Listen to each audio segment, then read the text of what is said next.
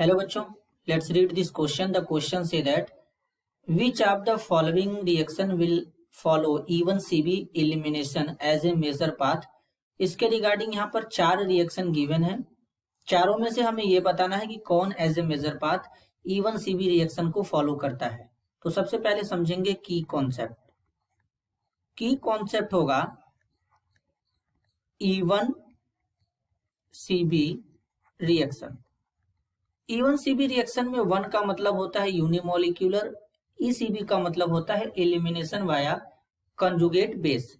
अब इसमें जो कंजुगेट बेस है वो OH माइनस हीटिंग ऐसे भी आ सकता है बच्चों, या फिर इथॉक्साइड आयन रहे हीटिंग के साथ में आ जाए, ये हो सकता है। अब कैसे पहचानेंगे कि कहाँ पे इवन सीबी अप्लाई करना है? तो अगर कभी इस तरीके का आपको कॉन्सेप्ट दिखे जिसमें पुअर लिविंग ग्रुप प्रेजेंट हो, जैसे कि हमारा F माइनस एक कंपाउंड है, यहाँ पर Lg लिखा गया, इसका मतलब है लिविंग ग्रुप पुअर होना चाहिए, जैसे F माइनस हो गया, NMe3 हो गया, SMe2 हो गया, या फिर Cn माइनस हो गया। अगर इस तरीके के पुअर लिविंग ग्रुप अगर आपको दिखेंगे तो आप इवन सीबी के बारे में सोच सकते हैं। अब एक एक रिएक्शन को देखेंगे। तो अब ऑप्शन ए में जो रिएक्शन गिवन है इस तरीके से है। बेसिकली यहाँ पे इसको इस तरीके से भी हम लोग लिख सकते हैं।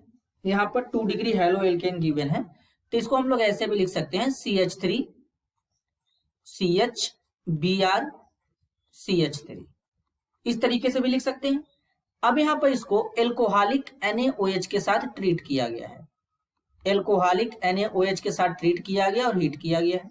तो अब यहाँ पर तो ऐसे मतलब इसके जैसा तो कोई पुअर लिविंग ग्रुप दिख नहीं रहा है, तो यहाँ पर नॉर्मल एलिमिनेशन रिएक्शन होगा, जिसे डिहाइड्रोहेलोजिनेशन रिएक्शन भी कह सकते हैं, जहां पे हाइड्रोजन हैलाइड, बेसिकली हाइड्रोजन और हेलोजन दोनों एक साथ रिमूव होते हैं। तो इसके केस में क्या होगा, बेसिकली इस जिस कार्बन पे ब्रोमीन है उस कार्बन को अल्फा कार्बन बोलेंगे, और अल्फा कार्बन के जस्ट बगल वाले कार्बन को बीटा कार्बन, और इस पे जो हाइड्रोजन है इसे बीटा हाइड्रोजन बोलेंगे। तो इस पर सेम है, इधर वाले भी CH3 इधर वाले CH3 दोनों ग्रुप सेम है, तो एक हाइड्रोजन कहीं से भी रिमूव कर देंगे तो इस तरीके का प्रोडक्ट बन जाएगा CH2 डबल बॉन्ड CH3, इस तरीके का एक एल्कीन बन जाएगा।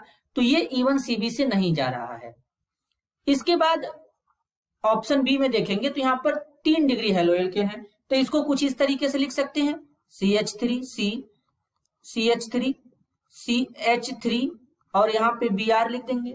अब यहाँ पर एल्कोहलिक NaOH का यूज किया गया है, तो एल्कोहलिक NaOH है तो ये भी एलिमिनेशन कराएगा, और इसके जैसा कोई भी यहाँ पर पुअर लिविंग ग्रुप नहीं दिख रहा है तो ये भी इवन सीबी मैकेनिज्म से नहीं जाएगा। इसका मतलब इसमें भी एलिमिनेशन होगा, तो नॉर्मल एलिमिनेशन होगा।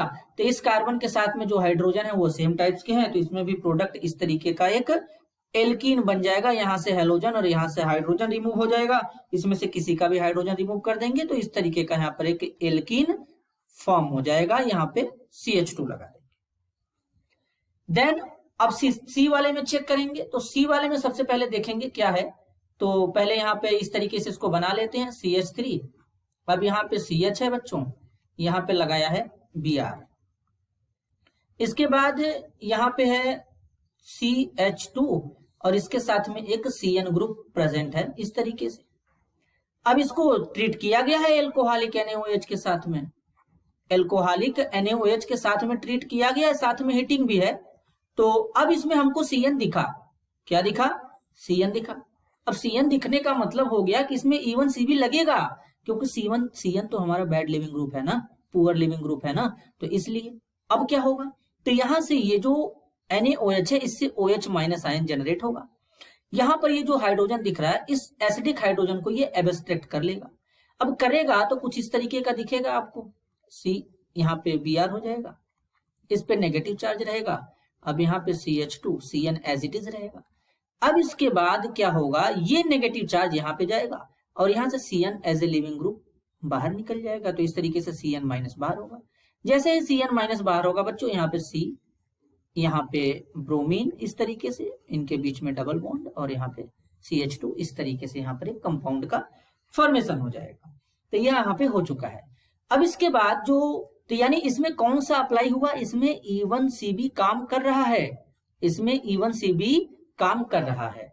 अब नेक्स्ट यहाँ पे है लास्ट जो कि ऑप्शन डी है। ऑप्शन डी वाला भी रिएक्शन हम लोग देख लेते हैं।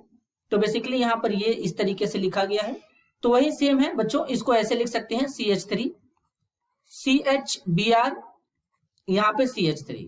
अब यहाँ पर अगर आप देखेंगे तो यहाँ पर इसको ट्रीट किया गया है एल्कोहलिक NaOH के साथ में, हीट किया गया है, जो कि पूरी तरीके से ऑप्शन ए में जो गिवन है उससे मैच कर रहा है। तो यहाँ पर ये जो रिएजेंट है वो गलत रिएजेंट दिया है। यहाँ पर एक एल्कोहलिक NaOH ना देकर के यहाँ पर जो NaOH है बच्चों यहाँ पर एक्वस होना चाहिए, तब जाके रिएक्शन प्रोसीड होगा, नहीं तो दोनों का प्रोडक्ट तो सेम ही बन जाएगा। तो इसलिए यहाँ पर एक्वस लगा देंगे। तो अब इसको एक्वस NaOH के साथ ट्रीट करेंगे। तो अगर आप एक्वस NaOH के साथ ट्रीट करते हैं तो यहाँ पर एलिमिनेशन रिएक्शन ना होकर के सब्स्टिट्यूशन रिएक्शन होता है। तो यहाँ से ये Br बाहर चला जाएगा और इसके जगह पे OH लग जाएगा। तो इस तरीके से यहाँ पर एक एल्कोहल का फॉर्मेशन हो जाएगा। तो इस तरीके से प्रॉपर एक्सप्लेनेशन होगा। तो अब E1 CB मैकेनिज्म कहां पे फॉलो हो रहा है, तो वो हो रहा है ऑप्शन सी में। तो इस क्वेश्चन के लिए जो करेक्ट आंसर होगा वो होगा option C. This is your answer. I hope you understood it well. All the best.